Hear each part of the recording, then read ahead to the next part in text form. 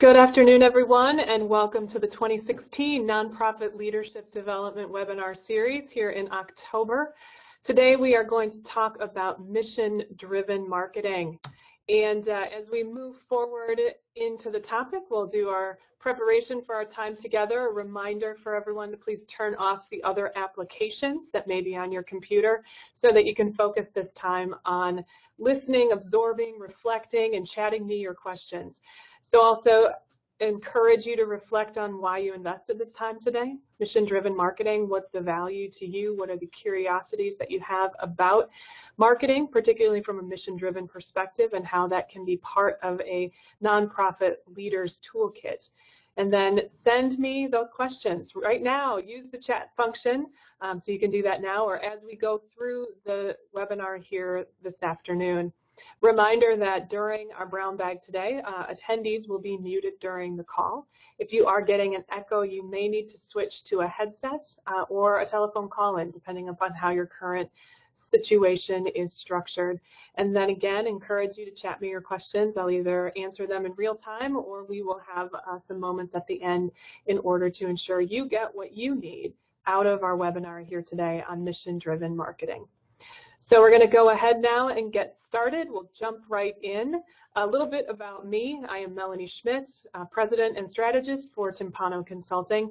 I have had the pleasure of working with nonprofit organizations and organizations across all sectors for over 20 years, refocusing, reframing, recharging leaders so that their organizations can become more effective. And truly do believe that communication is the cornerstone to an effective organization. When you do organizational assessments and employee engagement surveys, time and time again, the #1 issue identified is communication. And we also know that in order to ensure that we're reaching our stakeholders properly and cultivating the relationships and generating the returns that we need to move our missions, communication is at the core of strong relationships. Also have had the fun of working on some campaigns that have brought some national awards my way, and that's always quite rewarding as the cherry on the top, if you will, for work that is effectively helping organizations move their missions forward in very meaningful ways. And really looking as an advocate to link organizational development and strategic communications rather than having rework occur that becomes confusing for people inside of the organization and potentially outside of the organization as well. So looking forward to delivering some of my experiences and the expertise I've accumulated on mission-driven marketing. As we go through the session, after this, you should be ready to connect organizational strategy and marketing communication. We'll give you a model that you can use to better understand how those two critical components for the organization do link and come together and build on one another so that you're eager to build your own cycle of mission-driven marketing and to understand and share with people throughout your organization how one thing connects to the other so that when we start with our ideology, it takes us all the way around to building capacity. And then after today's session, you also should be able to begin creating an integrated approach for engaging your stakeholders. As we'll go through the material here this afternoon, there'll be a number of questions. You'll see slides with questions. And so know that the recording will be available and you can come back and review this information as you go forward as well in building that cycle of mission-driven marketing. So let's get ready. So when we think about getting ready on mission-driven marketing, what we're doing is linking strategic planning and strategic communication. And so within the organization, you're often familiar with the mission, the vision, the values, the strategic plan and the action plan, the critical elements for an organization to be able to move forward clearly and proactively in the most efficient way. The interesting thing is there are some direct links between different aspects of our strategic planning and our strategic communication. So if we think about our mission and our vision, our purpose and what we want to accomplish, that is reflected in the very name and tagline that's put out there on behalf of your organization. In a similar fashion, when you think about the values for your organization or how people are expected to reflect or represent your organization, those values are actually reflected then in the look and feel for your organization. So that then when you have a strategic plan, your goals, your objectives, those long-range strategies, things that you're doing to move the organization forward over a period of years, that becomes the basis for developing your messaging strategy. When you think about what you're looking to do and moving your organization forward, you have to be able to message that to your stakeholders as well. And so those two components are very linked. In a similar way, where your action plan or your implementation plan of things that you'll be doing on more of a 12 to 18-month basis then become reflected in your collateral, in your outreach activities.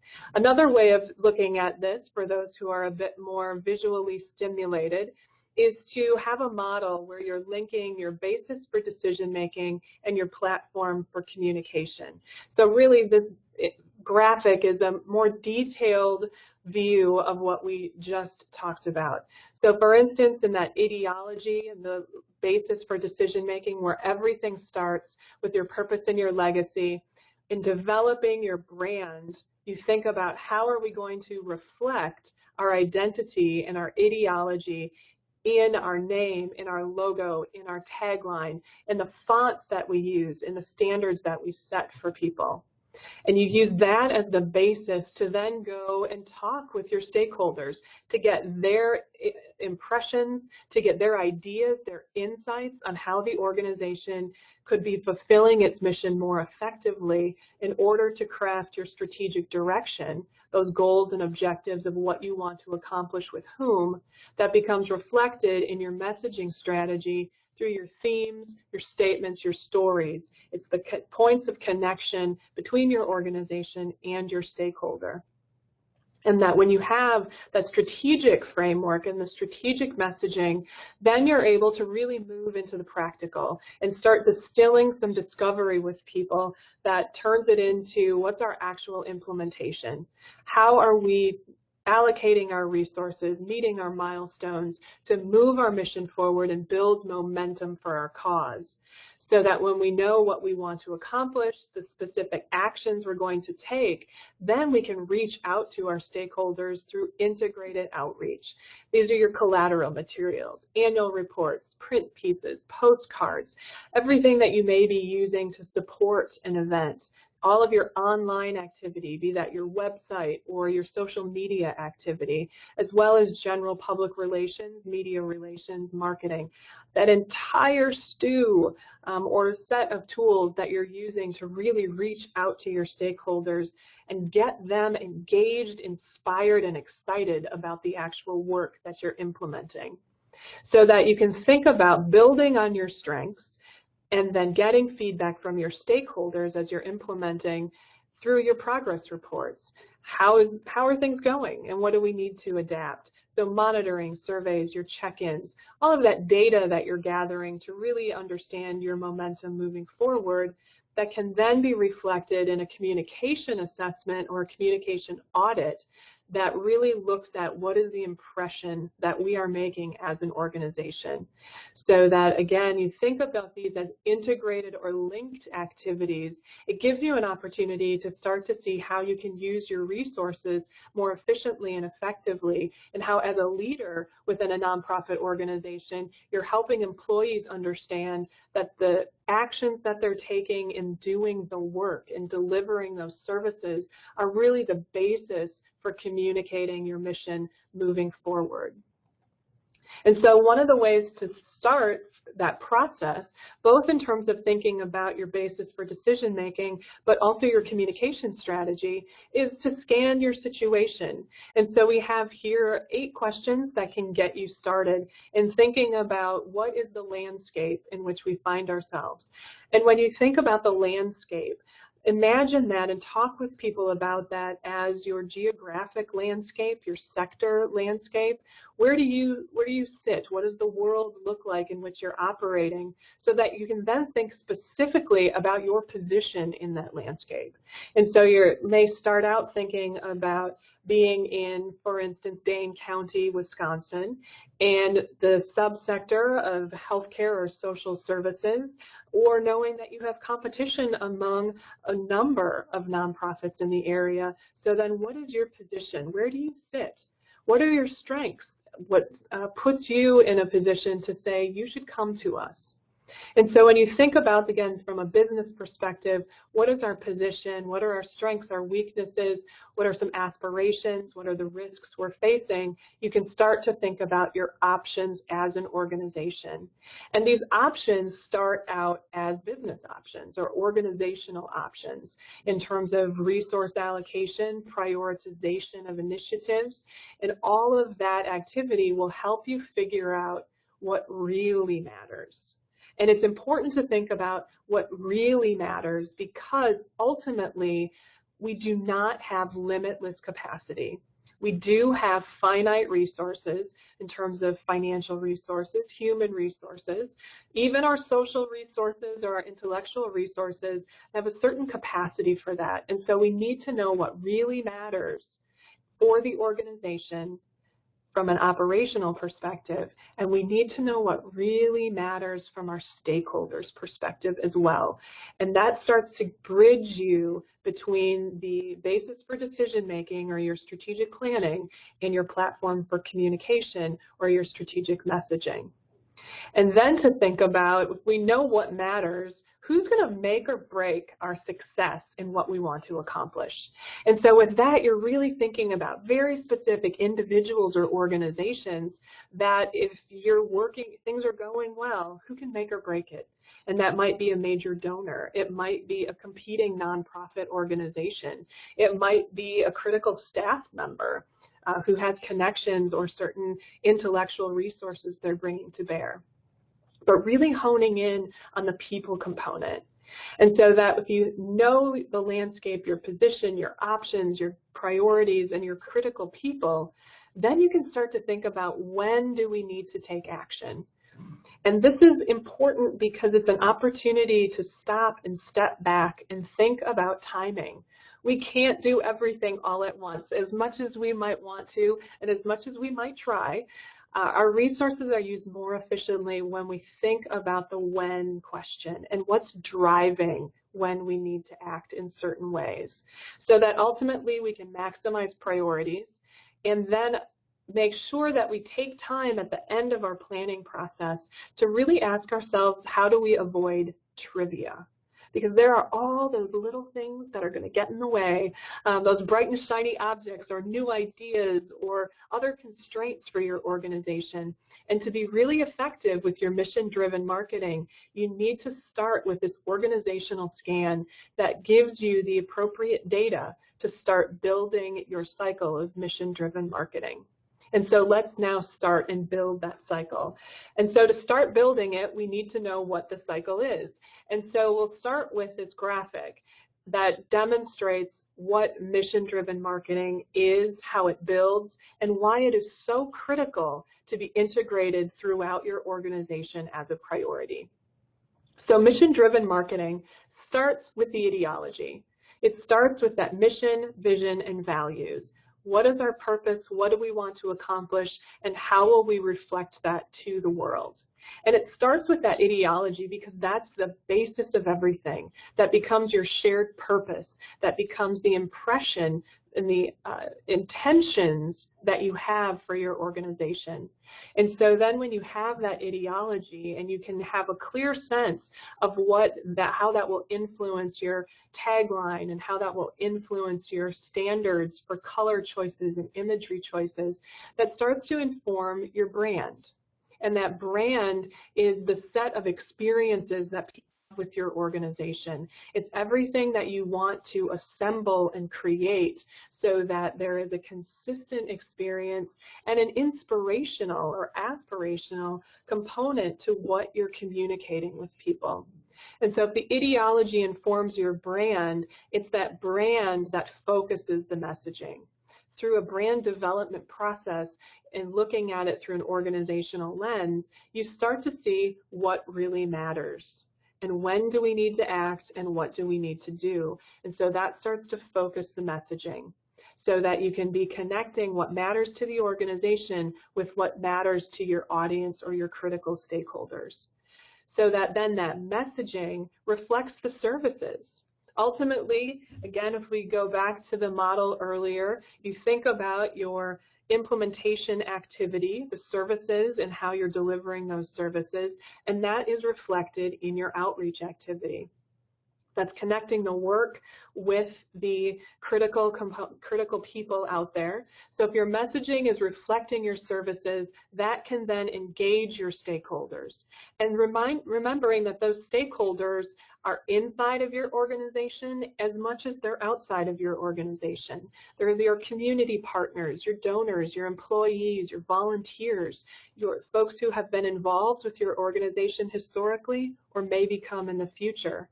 Because it's those stakeholders who then raise the money, and it's that money that builds the capacity for the organization. It truly does take money to move the mission. And that's also one of the values of using language like mission-driven marketing within the nonprofit sector, because that marketing is very much about a business orientation and a financially motivated orientation. And we're qualifying it by being mission-driven. So that if we're building this cycle for mission-driven marketing that's anchored in the ideology and reflecting the services, it's building the organization's capacity. And so it's enabling the organization to invest in itself, to invest in its services, to invest in its clients as well. And that allows for the capacity to expand the scope of the work that you're doing so that you can reach more people either more broadly or more deeply, which then comes back again to the ideology. And so it becomes this beautiful cycle of looking at things grounded in what you want to accomplish with a shared purpose and how you're communicating that to people who matter to the organization in a way that's helping to move the organization forward. So that's the cycle that you'll look to be building through mission-driven marketing. And again, when we say that that starts with the ideology, from a more messaging perspective, you'll think about asking questions a bit differently. And so you'll be looking to your ideology for those insights that are going to frame the brand. And when you're doing that, these are some of the questions that I've used with organizations over the years to prompt some great discussion. And it's something that can be done really effectively by taking a large group, be that board and or staff and or volunteers or critical stakeholders, those people who can help make or break the success, and bringing them into a room, engaging them in the process, breaking them up into smaller groups to then have these rich discussions about something that, the one thing that the organization does exceptionally well. And if you have those people who are truly connected with that shared purpose and grounded in your ideology, getting them to think about the one thing that's done exceptionally well is very fruitful, because it's a reductionist process they go through from taking everything in the kitchen sink that the organization is doing well and starting to hone and focus that in a way that can really inform your branding process. Another great question is always, in a perfect world, the organization would. And this is a really helpful question because as you're moving into mission-driven marketing and framing your brand, it's good to be aspirational. And it's also good to not get stuck in the things that might currently be getting in the way. Because as you enhance your organization, as you build it, you can be moving toward that perfect world. And that's our intention. So we want to start our process of marketing with that more perfect world scenario. We also know in marketing, as in advertising, that less can be more. For instance, the billboard, where you're really ideally looking potentially at 10 or 7 words or less. Have the group come up with a description of the organization that's 15 words or less. and encourage them to think beyond the mission statement. It's so if they were in a taxi cab, what would they tell the driver about the organization in 15 words or less? And then within that 15 words, have people think about the single most relevant word in that description, and then why did they choose that word? It's incredibly interesting to see the various words that people will choose, and ultimately that's creating this rich set of data that will inform that brand process. And then similar to looking at things the organization should not be doing, what's getting in the way of greater success, things of which people are most proud, and what the organization might do to reach full potential. And within this, you'll notice that these are greater, most, full, exceptionally. I cannot emphasize enough the value of really having people stretch themselves to think in extreme positives, because ultimately that will make the process more rich and more inspirational for them as well. Step here just for a moment. When we think about branding, really wanted to remind everyone there are a few things that branding isn't. Some of the mythology, if you will, around branding. And that branding is not a logo, it's not a tagline, a specific design. Branding isn't something that's imposed by an agency or by a department or by an individual. But most importantly, branding isn't complicated. In fact, what branding is emotion. And that goes back to the set of questions we were asking that was pressing people to think about most, greater, singular words, because that evokes our emotional response much more deeply and richly. Branding is also very experiential. It's the lived experience someone has with your organization, which is why it needs to be integrated throughout everything that you're doing. And I'll show an example of some of that integration later. Branding is also a shared experience. It isn't imposed, because a brand is something that does live and breathe, and it is influenced by everyone who comes in contact with it that has a connection or a connection to the organization. And also linked to ideology. It goes back to the beginning of our mission-driven marketing cycle, where it starts with the ideology that frames the brand, that focuses the message. And so when we think about that brand development, focusing our message, this is a great opportunity for engaging your stakeholders. And again, some of the questions and opportunities is to really encourage people to get outside of their comfort zone and think creatively. For those of us who are in the creative sphere, these questions come very naturally, but having facilitated a number of groups, the laughter, the uncomfortable laughter that erupts when questions such as, what does the brand experience taste like or smell like? What does it look like? Can be very disruptive for people. And that disruption is exactly what you need to ensure that you're getting unique information. And so you can have people look at what does a collective stakeholder look like. And that's the image in the upper corner where you see there was an outline of an individual, and a group got together and had to put imagery on it, basically fill in the outline of what their stakeholder looked like. And it can be a lot of fun for people to go back in time to some of those more creative spirits that we have when we're younger and bring that forward.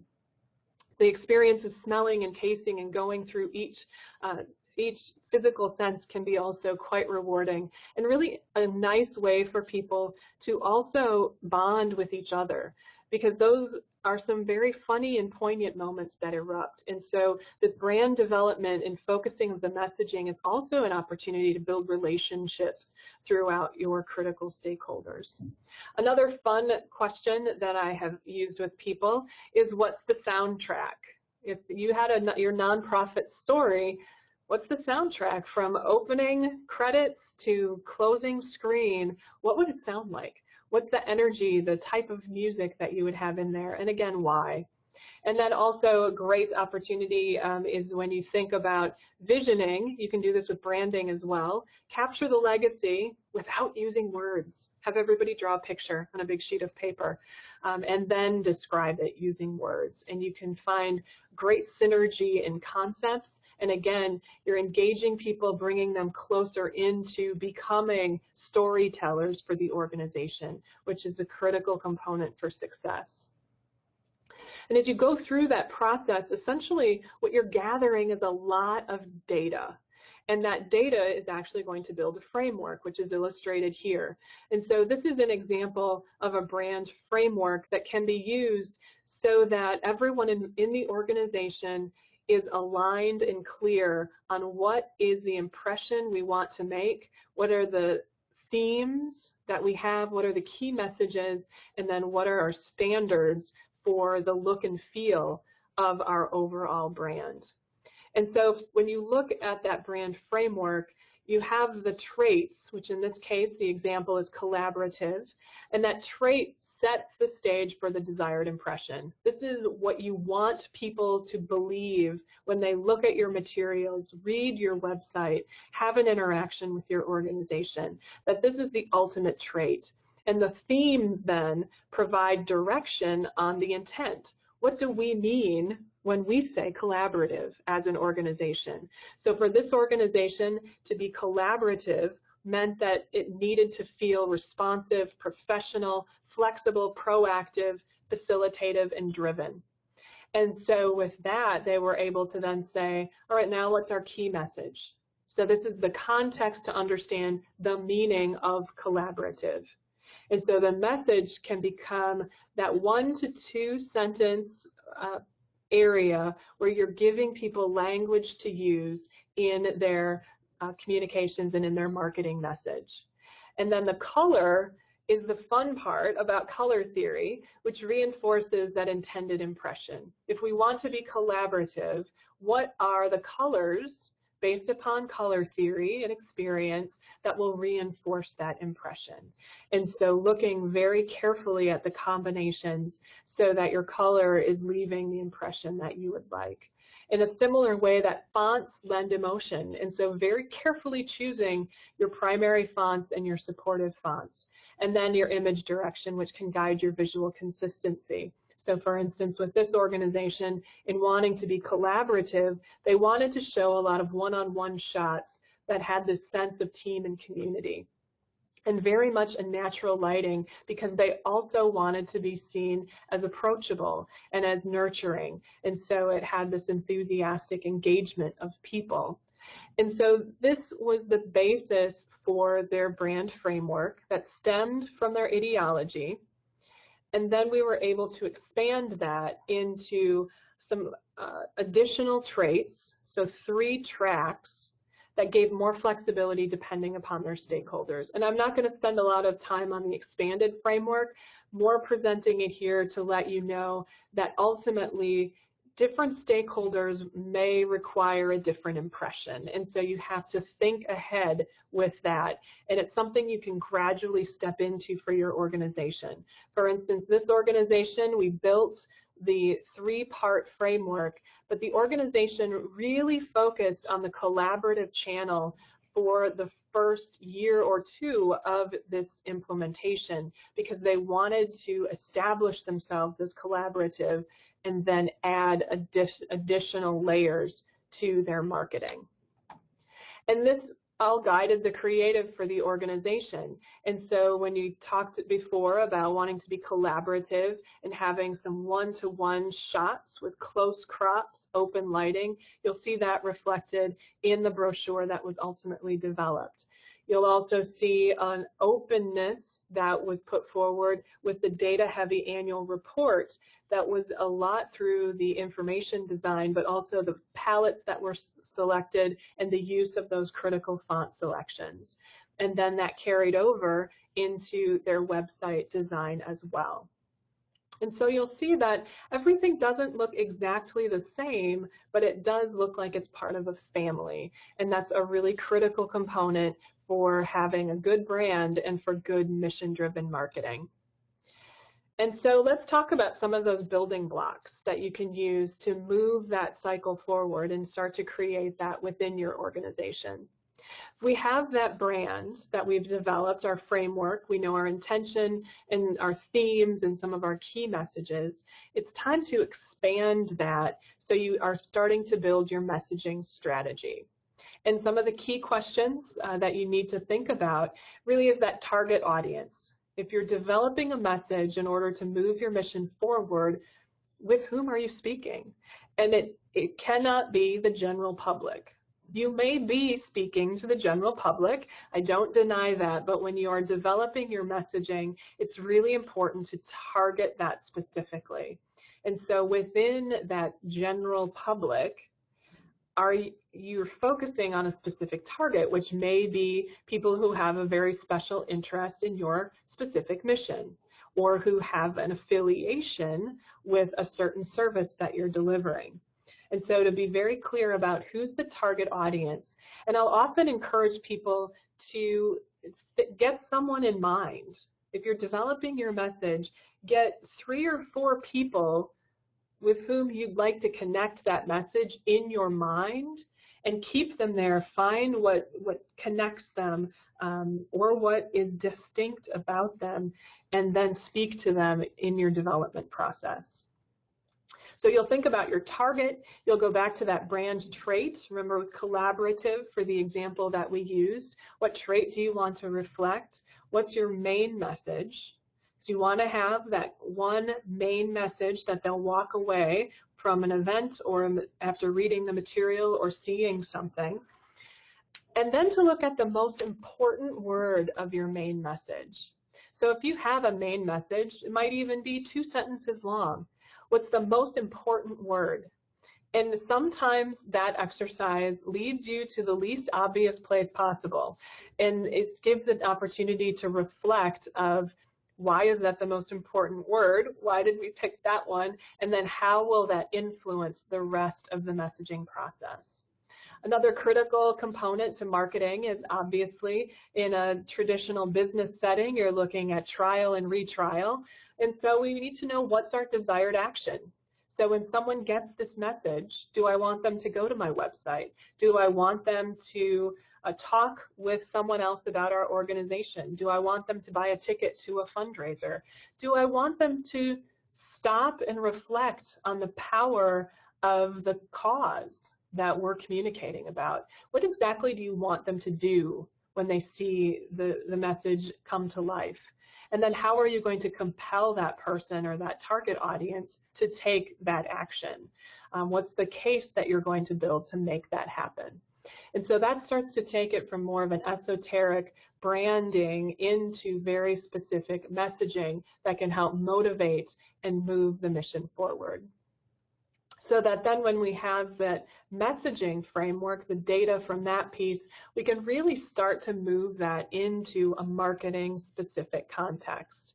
And so the distinction moves us from what do we want to communicate, how can we compel them, into some more action-oriented frameworks. So for instance, what do we know, what do we not know about our stakeholder, about our target audience, about what we're trying to accomplish here?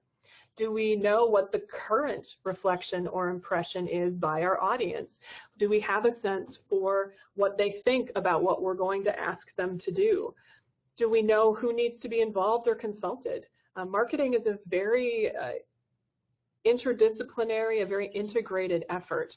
And so it's important to think about who could we reach out to and involve in this process so that not only is our marketing stronger, but we've strengthened our relationship with them. For marketing, it's really also important to know what can't be adapted or evolved. Are there any specific aspects of the work that it is what it is, and that has to be where it goes? And so, for instance, there may be some aspects of a service delivery that it can't change no matter what your market target audience is telling you. And so knowing that is really important. And then obviously knowing what are your resources. And this is not only financial resources, but human and intellectual resources and social resources. What are our resources in order to carry off this marketing campaign? How much money do we have to invest in materials, material development, imagery, everything that you need to create and distribute information, and what are our resources that perhaps through volunteers or others that we may be able to tap to offset a limitation on the financial resources that are available for investment. And also critical to think about, when does it make the most sense to do this? And this question of timing needs to be considered from the organization's perspective of, when does this make sense to do it, because we need to have action by a certain time. It's also important to think about that timing from the perspective of your target audience and being clear on what else might be going on in their life or attracting their attention at the same time, so that you aren't going out there with a critical appeal that you need from an organizational perspective. At the same time, your target audience tends to be on vacation or not accessible, because it'll be like two ships passing in the night, and that lack of connection could inhibit your effort. And so really thinking about timing from a 360-degree view. And then before you get too far into the development or execution process, to stop and say, why are we doing this? Why are we making this investment? What are we looking to get out of this? And I believe that's an important step in a mission-driven marketing cycle, particularly within the nonprofit realm, because things change so quickly. And so it's important to stop at each point along the way and remember what motivated us to start this marketing process. Why are we doing this? And again, has anything changed in our landscape that would require us to adapt it? It's also important to ask that question because at times, creative excitement can take a marketing project down a less than effective path. And we had this happen with an association that we were working with years ago, and that we had all of our messaging material down, our brand was set, we were ready to go. And the creative team got really excited with a direction, and they went there. And it was using these wonderful icons to move this organization and help explain it to its members. The challenge was, we then stopped and said, wait a minute, why are we doing this? And we realized that we'd kind of gotten caught up in our own creative excitement, and we had shifted away from our ultimate objective. And so the team stopped, came back to the table with the client and said, I know we've all been really excited about where this is going, but when we think about why we were doing this, it was really to emphasize the simplicity of being a member and the simplicity of accessing services, and we've made this a little complicated. So we want to step back and simplify. And that is exactly what happened with the creative team, and the product was amazing. But we could have gone forward on that creative excitement, and it would have been a fine delivery. It would have been beautiful. It could have even been exciting for people, but we truly believe it would have been less effective than where we ended up. And so it's really important when investing in your marketing to remember why you're doing it and to keep things on track as you go through your development. So if you think about mission-driven marketing, I remind people that it really requires you to know three things. So you have to know what you know what you want, and know what you have. And so when you think about knowing what you know, to look at two different ways you can gather that and be reflective. One is table talk. So this is also known as a communications audit. And so what you'll do is take all of the materials that you have created as an organization over the past 8 to 12 months and put it on a table. And this is everything. These are letters that may be going out. This could be a snapshot of your website, annual reports, appeal letters, all of the materials over the past 8 to 12 months. Put it on a long conference table, and then step back and look. How connected is the look and feel of everything on that table? Does it look like it comes from the same family, like we mentioned earlier with the example, or does it look like it came from a different set of 15 volunteers? And then also take that time to then step back up to the table, read the materials, and see how consistent your tone and your message is throughout the materials. In some cases, you'll be delighted. You'll say, yes, that looks like a family, and in fact, we have consistent tone and message.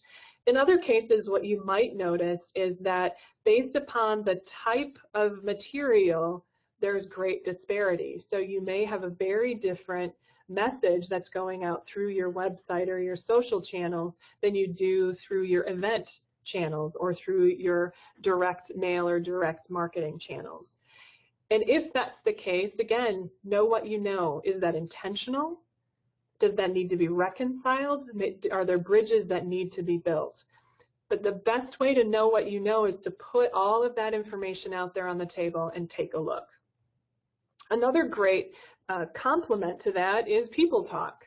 So find people who are passionate about your organization, people who have been involved with your organization at a very surface level and at a deep level. And ask them, what 3 traits would you use to describe our organization? Ask them about the impression. You know, what is their impression of our organization? And listen very carefully to the words that they use. For the traits, one of the common techniques that I'll use is we gather that information about the various specific one-word traits that are used and create a visual image of that, a word cloud, if you will, for what that looks like. And then you ask yourself, if this is what people are saying about us, how aligned is that with our intended impression? And so you can, again, ask people for their input. It is wonderful to do because you gather great data. It also lets them know that you care about what they think about your organization. So again, another great opportunity to use marketing for cultivating positive relationships that can move your mission forward. And so that's a bit on know what you know. Knowing what you want takes us back to some of those critical questions that were in the model that linked our basis for decision making with our platform for communication. And again, knowing about purpose, what you're looking to accomplish, what needs to happen when, how it's going to happen, and how that will be reflected in your messaging. And so answering these questions at a very high level can help you know what you want as you move forward. So then you have to start thinking about knowing what you have. And what you have has to do with your strengths, your stories, and your resources. And so knowing what you have in terms of strengths for your people and the strengths that they're bringing, your strengths of process, strengths of relationships, and really cataloging those strengths and thinking, again, through that marketing lens, how can we position those strengths with our target audience so that they are compelled to build upon those strengths with us? Another really, really important point is about the stories and knowing what you have as an organization in terms of the stories for how people have used your services. Because if we go back to that cycle of mission-driven marketing, we know that the services are to be reflected in the messaging, and that when those messaging reflects the services, that leads to the connection and the ability to really connect with a stakeholder and ultimately garner more resources. And so knowing what are the stories that you have, what are the testimonials that are on file, what are the employee visuals or vignettes that you may have, and you might not have them, and that's okay. Your opportunity is to then put a system in place to gather those stories and ultimately to use those stories going forward.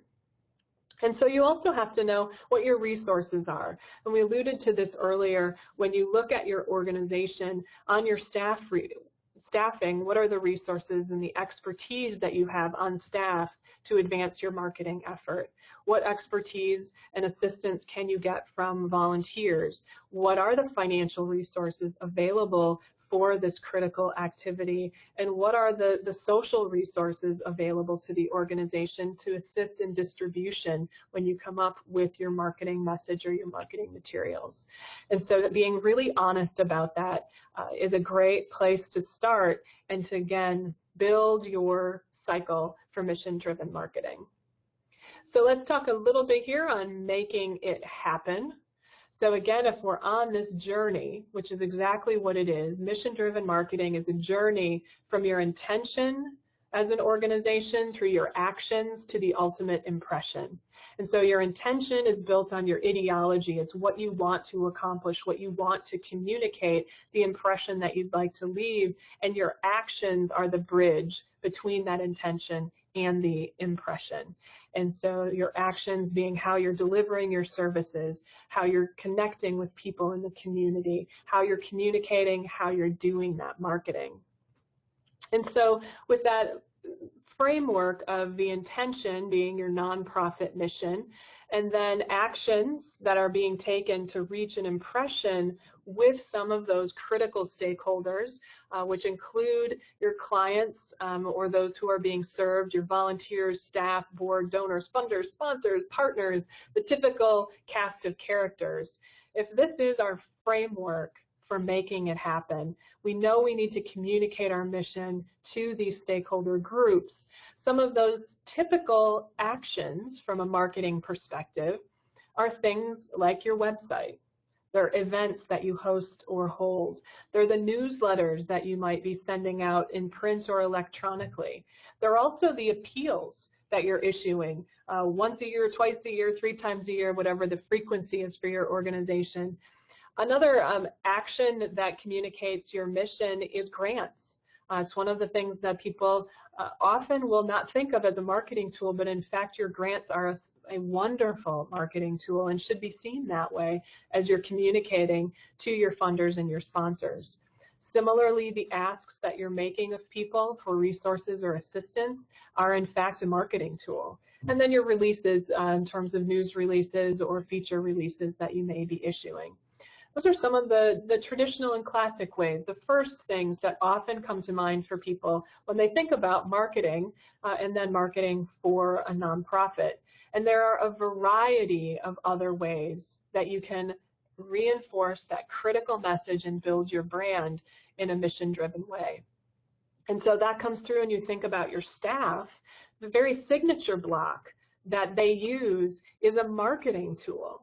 And so within that signature block, how clean is it? How clear are critical pieces of information so that if someone wants to connect back with them or your organization, have you made it easy for them by including a phone number and a postal address? 2 things that more and more are falling out of a signature block, and 2 things that are actually still very important for someone who may want to make that special inquiry or a special contact with your organization.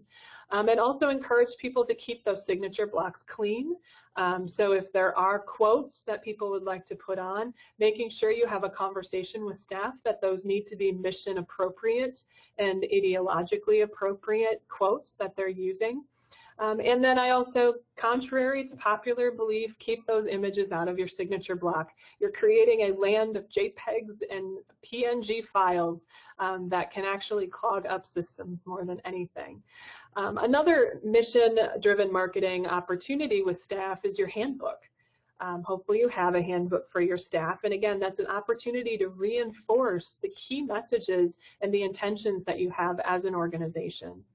Similarly, phone messages, voicemail greetings, great opportunity. If you want to be seen as approachable, you want to make sure that the voicemail greetings that people have on their phones are approachable as well, and that they're not gruff or succinct or something that could be seen as detrimental to the impression you're trying to leave.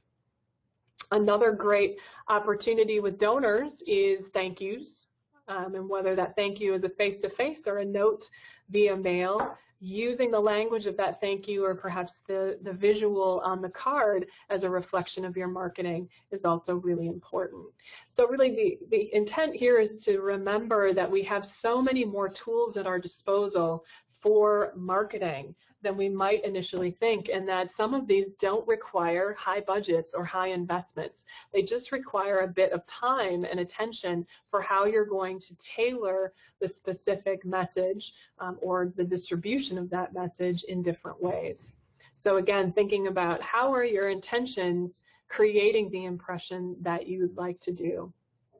One of the other tools, if you're thinking about, let's make this happen. I'm ready, Melanie. I am ready to do more mission-driven marketing. a key component to that can be a marketing brief.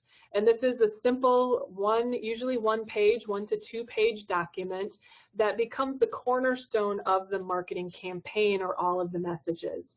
And it's a really important process because it is the reference or the resource people have to stay on the same page as they're going out there doing their pieces in our marketing cycle. And so what you'll see here is a collection of many of the questions that we use to gather the data. And so the first point you would have on your marketing brief is, to whom are we talking? And to get very specific with that, create a profile, a persona that might speak to the age, it might speak to the type of car that they drive, the type of media that they consume. And so painting that picture of the stakeholder group or the target audience to whom you're talking. Once you have that, the next piece of your document is, what is the main point? With this marketing initiative, marketing campaign, or marketing piece, what is the main point we need to communicate? And then what is that most important word in the main point? And so with those two components, you're starting to craft that promise to the stakeholder.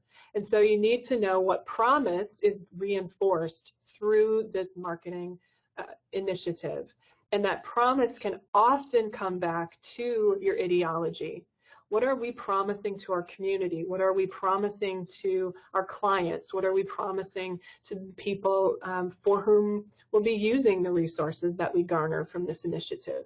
So what is the promise the organization is making that's reinforced through this marketing initiative?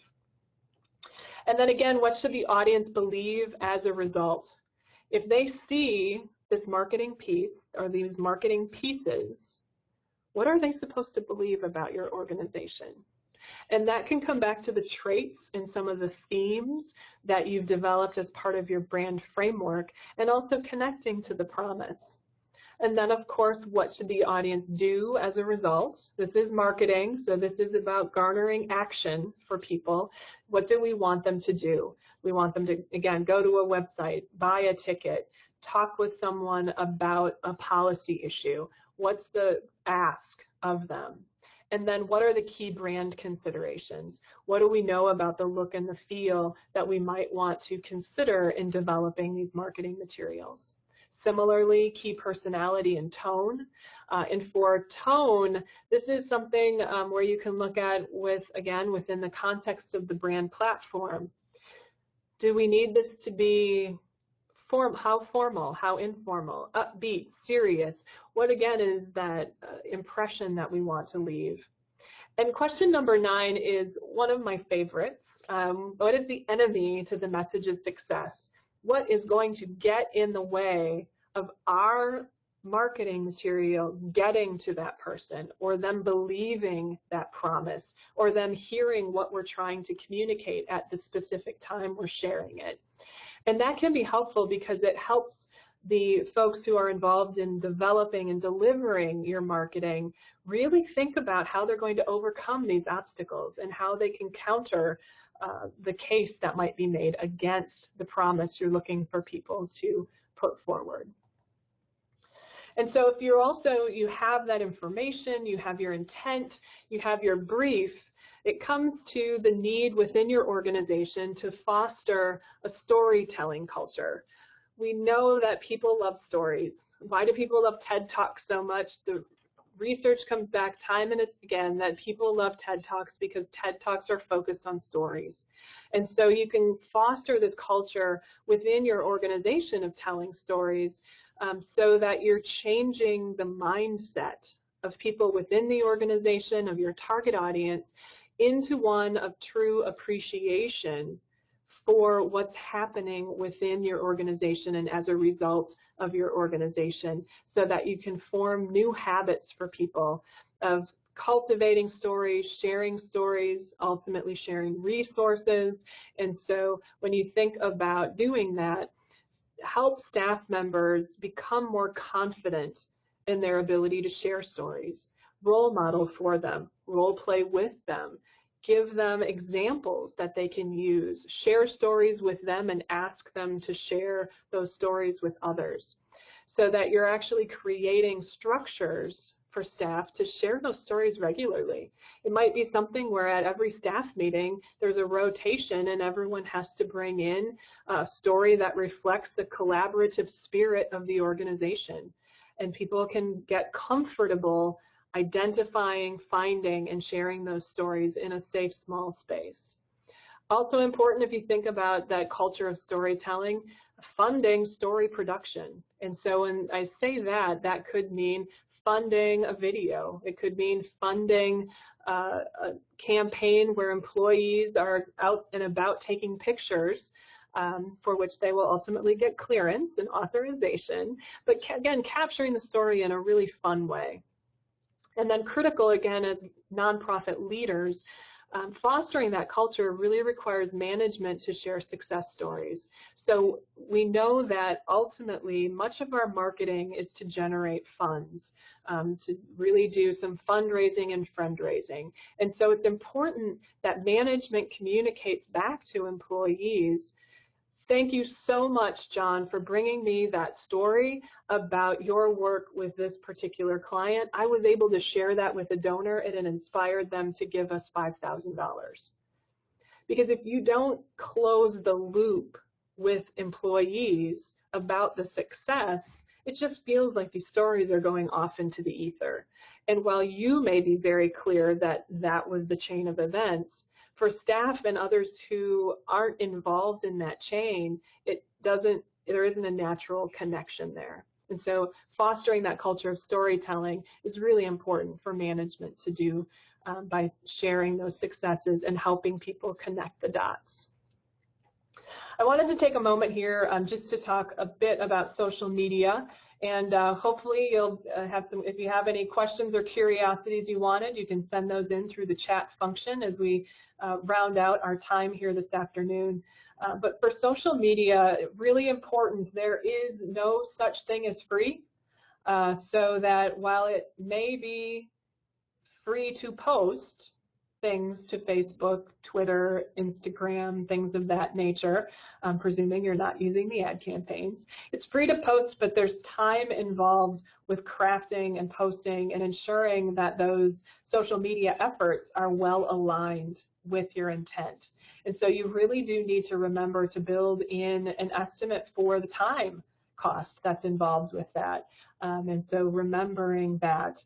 And also being very honest about whether or not your target audiences are on social media or whether or not they're on the social media that you tend to use.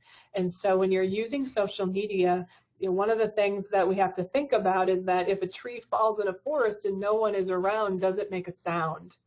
It may feel really good and it can take a lot of time, so it also feels very productive to post a lot of things on social media. But when you are doing that and your target audience is not there, is that the best use of your time? Or do you need to redistribute how you are handling those posts, because you do need to have a presence, but is it distributed differently so that in fact if your target audience is someplace else, they're in event response land, that your resources are going to doing really quality events for them that may make their way to social media. So ultimately, it's being really strategic about the use of social media and remembering that social media is a tool, it is not a strategy. So distribution channels, whether that's social media or direct mail, are not strategies. The strategy comes from figuring out what you really want to accomplish, what you want them to do, what their objections might be, and how you're going to connect them and surround them with the wonder that is your mission and the value you're delivering to the community. And so just being very intentional and very deliberate about all of your mission-driven marketing, but particularly social media. So with a quick recap here today with mission-driven marketing, remembering it starts with a clear and compelling ideology, clear and compelling mission, vision, and values that are reflected in your name, your tagline, your logo, your colors, your standards. And that mission-driven marketing builds from a very clear and relevant basis of intention, knowing what is the strategic direction of the organization and how is our marketing going to reinforce those critical messages and then move it forward along our cycle. Because ultimately it focuses on stakeholders, and mission-driven marketing will link those specific actions to desired outcomes. Mission-driven marketing is not just communicating for communicating's sake. It's to get people to take actions that are going to align with the desired outcomes for the organization so that it's achieved through a very disciplined delivery of information. And so with mission-driven marketing, remember, start with your ideology to inform your brand and your framework that will focus your messaging to reflect your services, engage your stakeholders who will raise your money to build capacity, expand the scope, and come back to the ultimate purpose.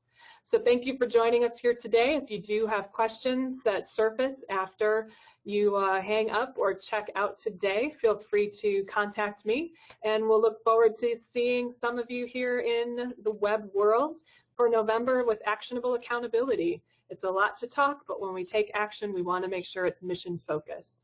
So thank you again. Have a great rest of October and a good seasonal change for those of you in particularly the Midwest region. And go forward and build your cycle of mission-driven marketing. Have a great afternoon.